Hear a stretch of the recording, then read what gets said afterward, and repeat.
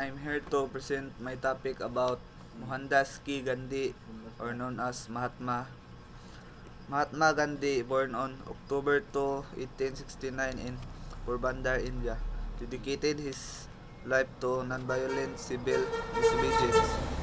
His only education in law took place in London, and he later developed a deep commitment to social and political reforms, advocating for India's independence from British rule.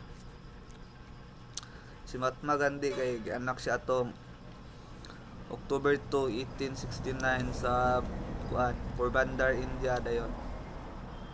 Sa iyang bata nga pangidaron, eskwela siya og law dito sa London dayon. And he later developed a deep commitment to social and political reforms, advocating for India's independence from British rule.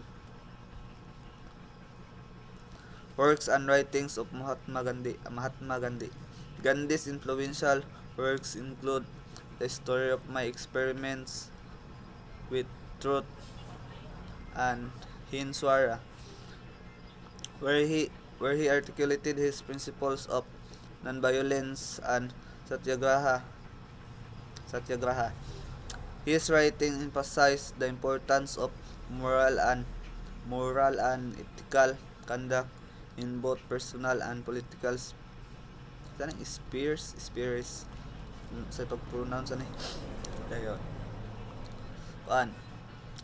Ang works o writing si Gandhi kay mao ni The Story of My Experiments with the Truth, then ang sunod kay Hind Swara, then ang iyang mga writings kay nagpasiugda sa importance of moral and ethical conduct in both personal and political spheres dayon.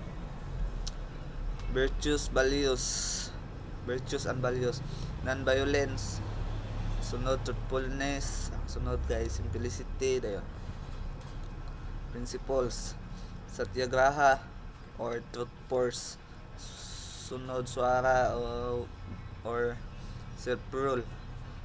Morality, non-violent resistance, equality, then sunod kay equality and justice. Ang last, ethical governance, community welfare.